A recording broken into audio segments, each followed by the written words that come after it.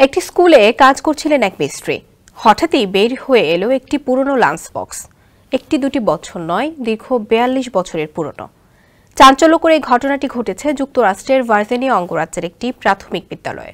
সংবাদ মাধ্যম ইউপিই এর এক প্রতিবেদনে এই তথ্যটি নিশ্চিত করা হয়। জানা যায়, ১৯৮২ সালে চতুর্থ শ্রেণীর এক শিক্ষার্থী দুপুরের খাবার নিয়ে এসেছিল একটি লাঞ্চ বক্সে, কিন্তু দুর্ভাগ্যবশত সেটি হারিয়ে যায়। রৌনকি সিটি পাবলিক স্কুল নামে ওই প্রাথমিক বিদ্যালয়ে সংস্কার কাজ চলাকালে একজন মিস্ত্রি সেই লাঞ্চ বক্সটি খুঁজে পান।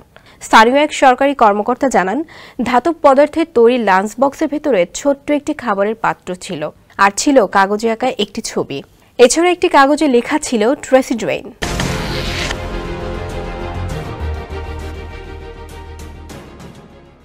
লাঞ্চ বক্সটি খুঁজে পাওয়ার পর বিদ্যালয় কর্তৃপক্ষ এর ছবি সহ ফেসবুকে একটি পোস্ট করলে সেই পোস্ট নজরে আসে লাঞ্চ বক্সটির মালিক ট্রেসি ড্রেইন নামের এক ব্যক্তির। এরপর বিদ্যালয়ে এসে সেটি সংগ্রহ করেন তিনি আপ্লুত হয়ে জানান, খুবই দারুণ একটা বিষয়। এটা দেখে তার খুবই ভালো লাগছে। যতদূর মনে পড়ে, তার মা একটি কাগজে তার নাম লিখে লাঞ্চ বক্সে রেখে দিয়েছিলেন।